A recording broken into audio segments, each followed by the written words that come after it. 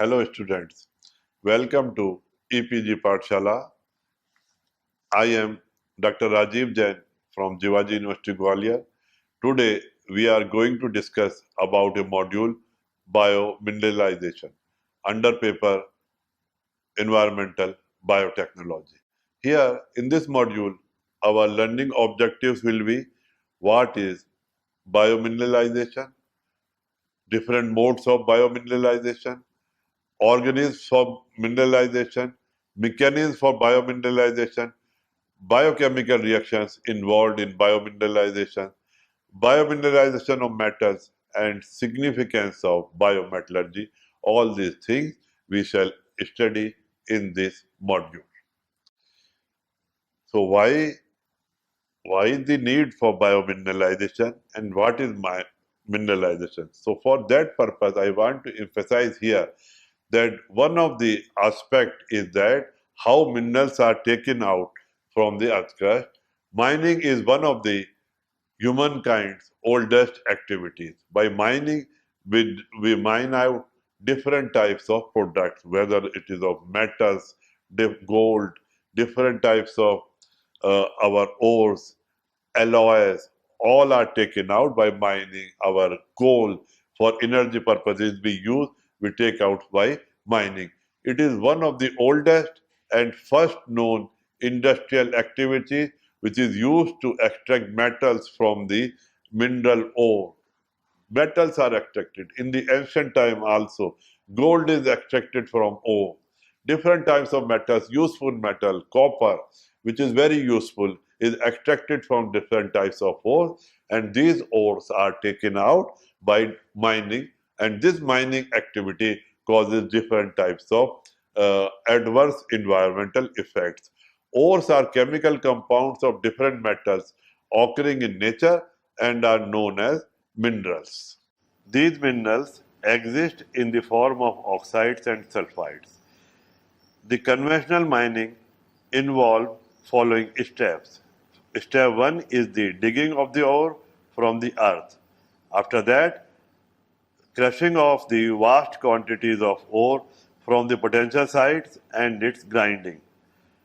Then smelting of the pulverized ore, which is highly polluting and energy intensive. So, due to this mining activity, which I explained you earlier, air pollution is also caused. How? Air pollution is caused due to the release of particulates in the form of dust during excavation, digging, shoveling, blasting, or processing of minerals. Water pollution is also caused by use of acids, alkalis, or other chemicals in beneficiation of ore, leading to the formation of wastewater.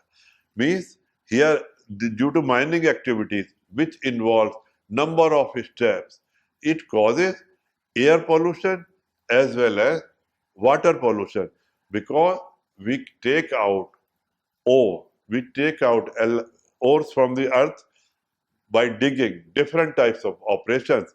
Then different types of operations are done here: smelting, roasting, purification. So different chemicals are added. So they cause both type of pollution. Different types of oxides form. They cause air pollution. And for treatment, we add different types of chemicals, different types of things goes into water bodies, and they cause water pollution. Similarly, noise pollution is also caused by different types of mining activities. Here you will see the noise pollution is caused by blasting. If blasting is done by blasting, drilling, and the use of compressed air in metallurgical operations, creating noise pollution. These environmental hazards are only a few significant areas out of several others which demand immediate action. What is biomineralization?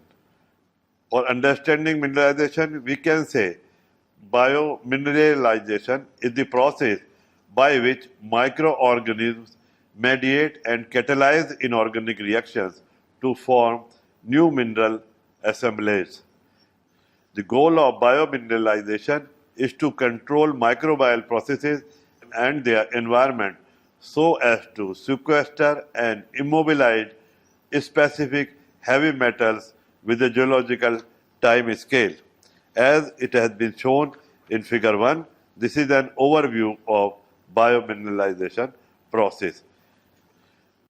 It is remarkably a widespread phenomenon where bacteria, algae, plants, invertebrates, and vertebrates all synthesize large parts.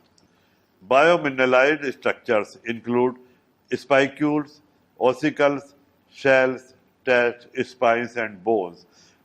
Biominerals is probably magnetite, which has been found in a diverse group of organisms as salmon, humans, and magnetotactic bacteria. Biogenic magnetite can form as a result of either biologically induced production or biologically controlled production. Biologically induced production occurs as a byproduct of an organism's metabolic process. Iron reducing bacteria dump reduced iron into their surroundings where it can react to form magnetite. The minerals formed by this process are in general quite similar to a biogenic magnetite. The biologically controlled production occurs in an organic matrix within a cell. The organism had tight control over the structure and composition of the products, which are called magnetosomes. The magnetite crystals employed by magnetotactic bacteria as well as those in higher organisms are the result of biologically controlled production.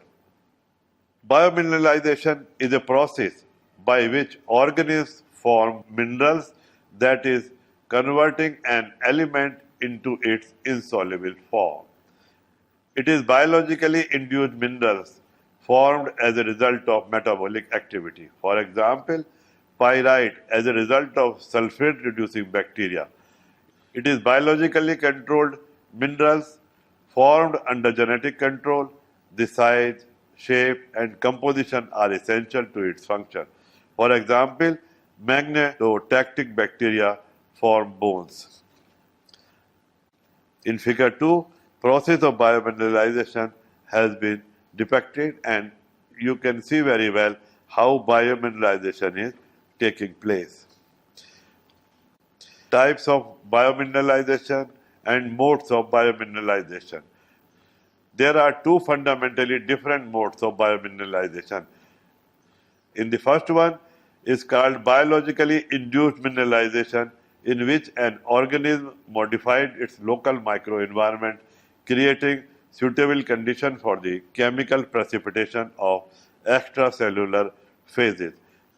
In the second mode, which is called as boundary organized biomineralization, in which inorganic particles are grown within or on some organic matrix produced by the organism, which has been in figure 3, a mode for biomineralization has been depicted.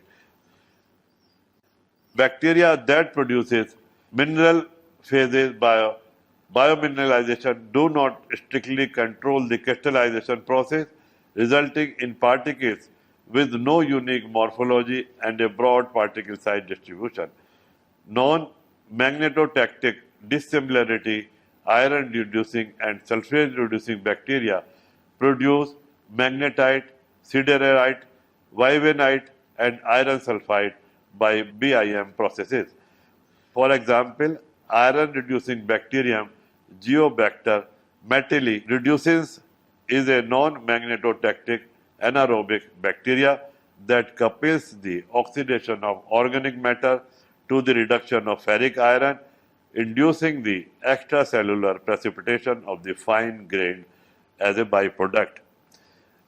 In figure 4, a schematic representation of the biomineralization process, including the nucleation, growth, self-assembly, and aggregation, has been depicted.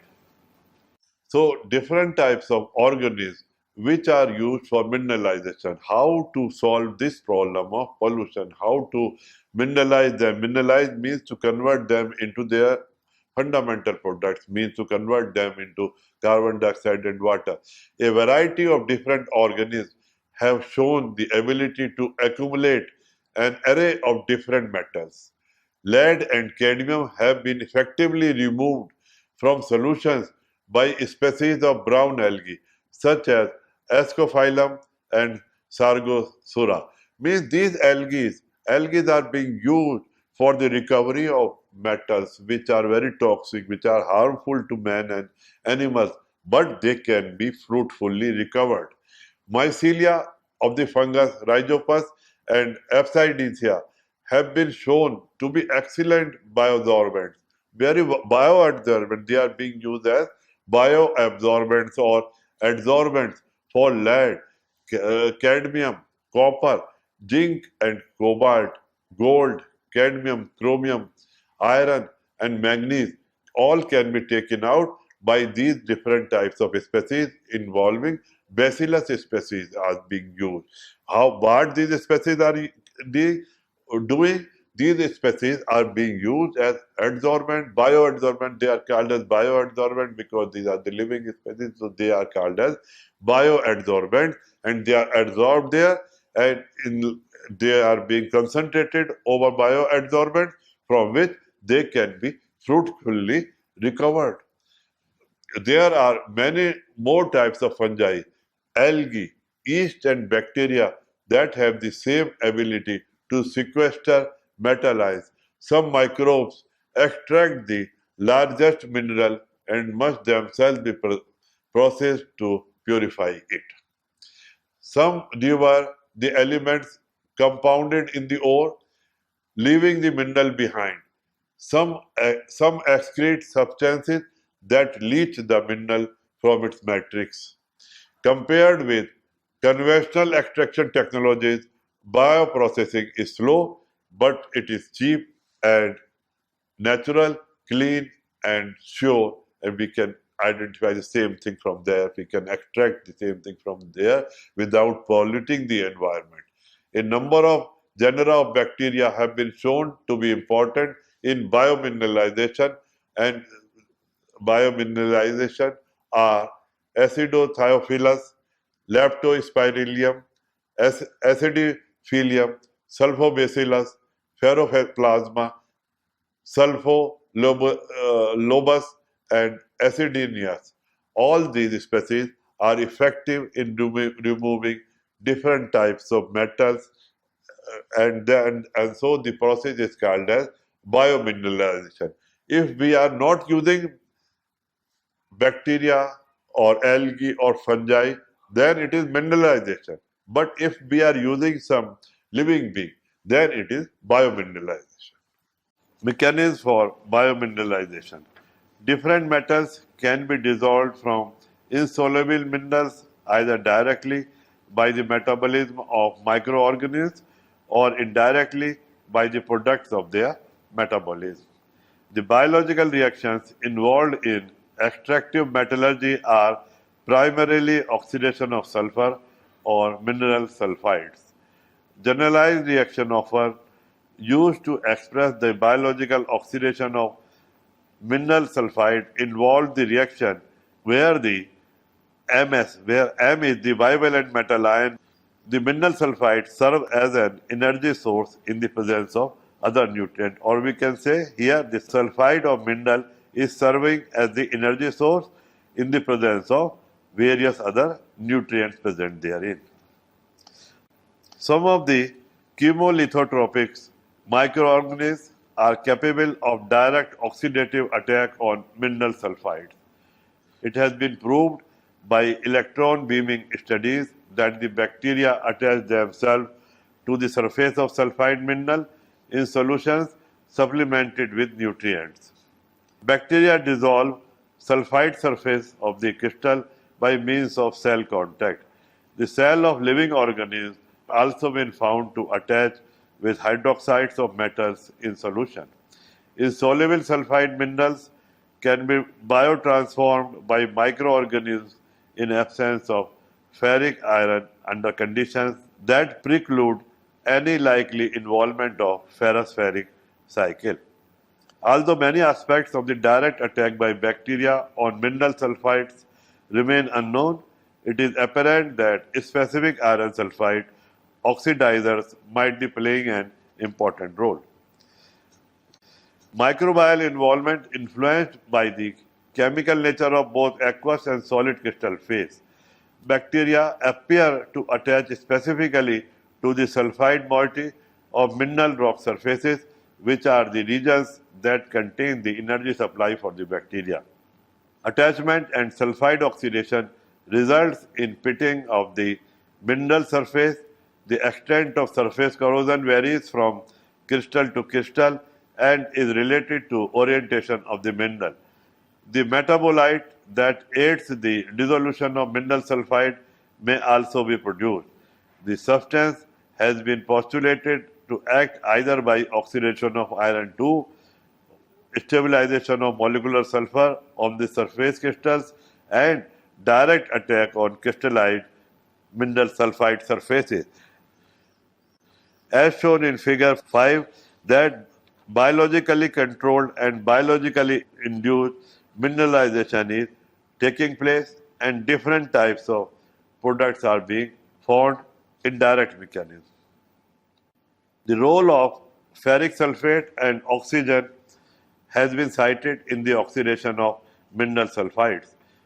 Minerals such as galena, chalcopyrite, bornite, and sulfurigide are oxidized more rapidly than pyrite and marcasite, whereas covellite, chalcolite, and molybdenite are oxidized more slowly.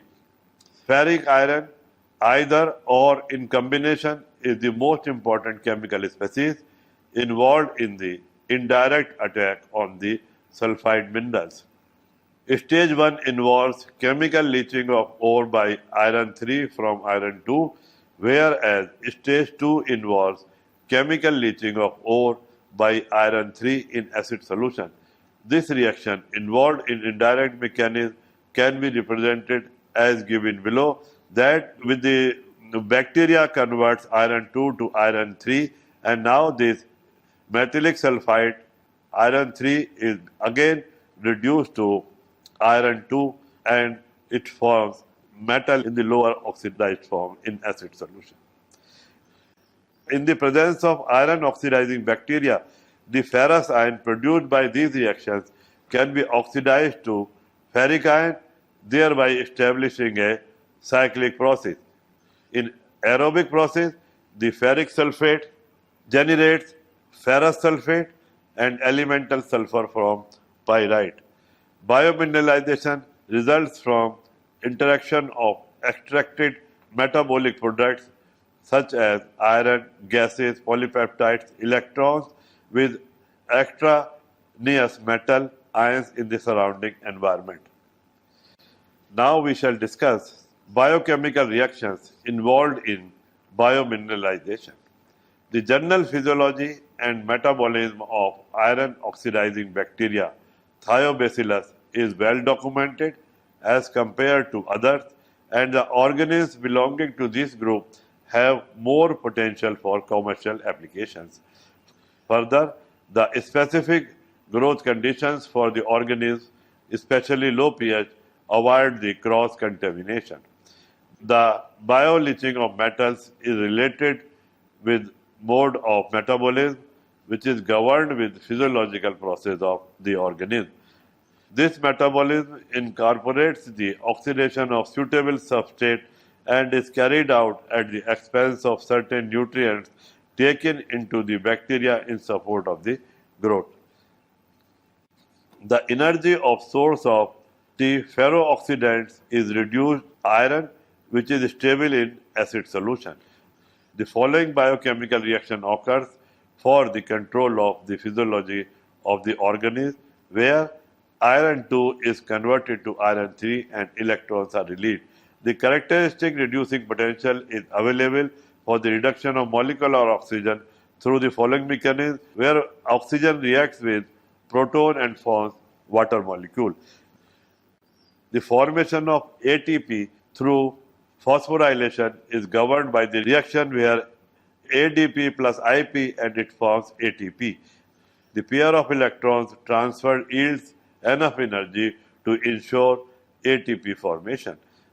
Thus, chemical energy is converted by oxidative phosphorylation, the biochemical equivalent of respiration, to ATP, that is universally recognized as the form of metabolic energy which the cell utilizes for transporting substrate and nutrients into the cell and metabolic products out of the cell, vibration and locomotion, and for biosynthesis. ATP is hydrolyzed to ADP and inorganic phosphates and releases the energy. Two other important reactions for autotrophic growth: the formation of reducing power and fixation of carbon dioxide, which are dependent upon the energy generating processes of metabolism. The reduction of pyridine, NADH, NADPH provides the organism with reducing power and is generated from the oxidation of ferrous iron. Energy is also required to move the electrons against a redox potential gradient cytochrome to the NADH, where following reaction takes place. NAD takes up 2 electrons and protons in the presence of ATP and it forms NADH and ADP is formed. Then this formed NADH reacts with proton and the NADP plus and forms NADPH and protons are released as shown in the reaction. The carbon dioxide fixation reaction in T ferrooxidants is linked with the production of energy from iron 2 plus oxidation. The pathway for carbon dioxide assimilation is a reductive pentose phosphate cycle that includes two characteristic enzymatic reactions. Number one enzymatic reaction: phosphorylation of ribulose 5-phosphate catalyzed by phosphororibulose kinase to yield ribulose 1,5-diphosphate, and the second reaction involves ribulose biphosphate carboxylate, which catalyzes a reaction between one molecule of carbon dioxide and one molecule of ribulose 1,5-diphosphate with a concomitant conversion to yield 2 molecules of 3-phosphoglyceric acid. Laboratory studies have also indicated that the iron-grown cultures can be adopted to use organic substrates for energy and carbon under specific conditions.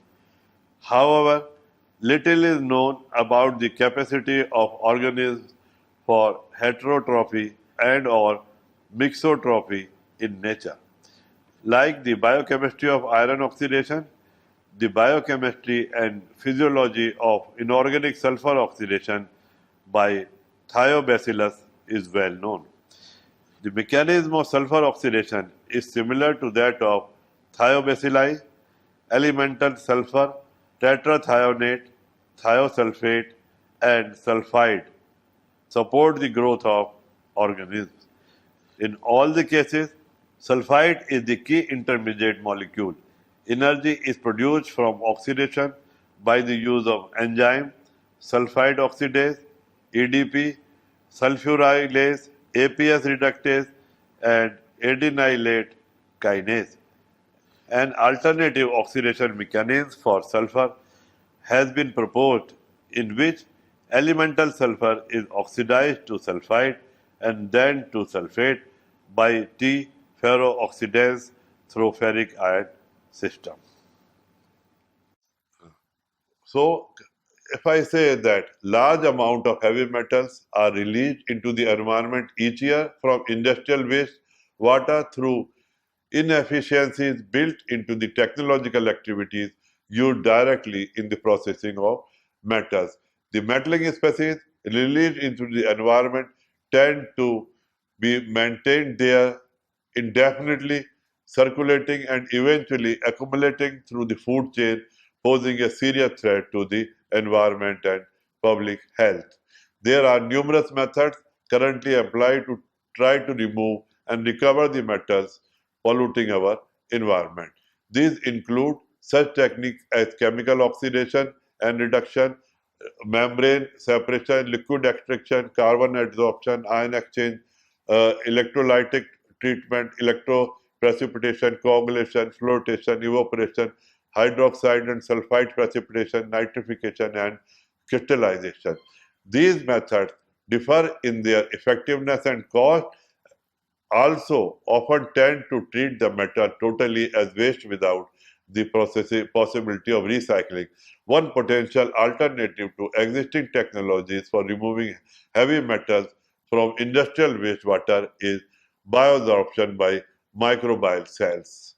It is well known that the metal ions are involved in all aspects of microbial life. A small concentration of metal ions are needed within microorganisms to stabilize a range of biological structures such as enzyme cofactor and serve many other functions.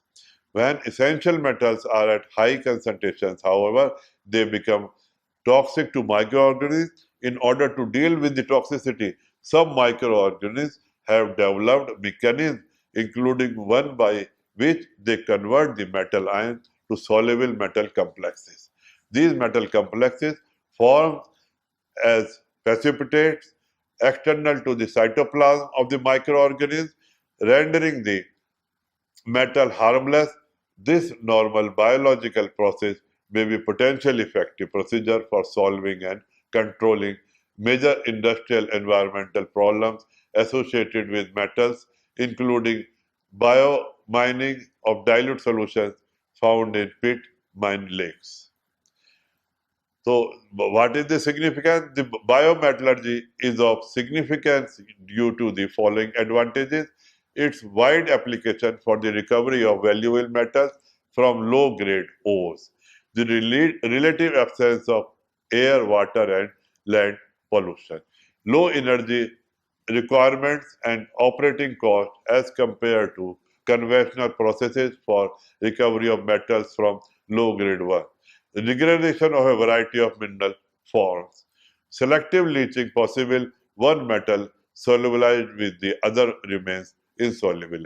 Application most useful is desulfurization of coal for burning is free of sulfur and further pollution problem is avoidable. Suitable for less developed countries as it eliminates the need for some costly important heavy metal equipment. In the last, I shall discuss here advantages and disadvantages of biomineralization. Using mostly recyclable biomaterials, we can extract minerals from low-grade ores without the need of large ovens, cookers, electricity, etc. The machinery doing the work are self-reproducing and self-regulating. Therefore, a very long-term system could be established that runs well constantly and independently. It is easy to imagine a mining system that does not require local human intervention at all. The bacteria and this methodology of mining currently exist and will only be improved as terrestrial and non-terrestrial mining requirements drive genetic manipulation and biological engineering.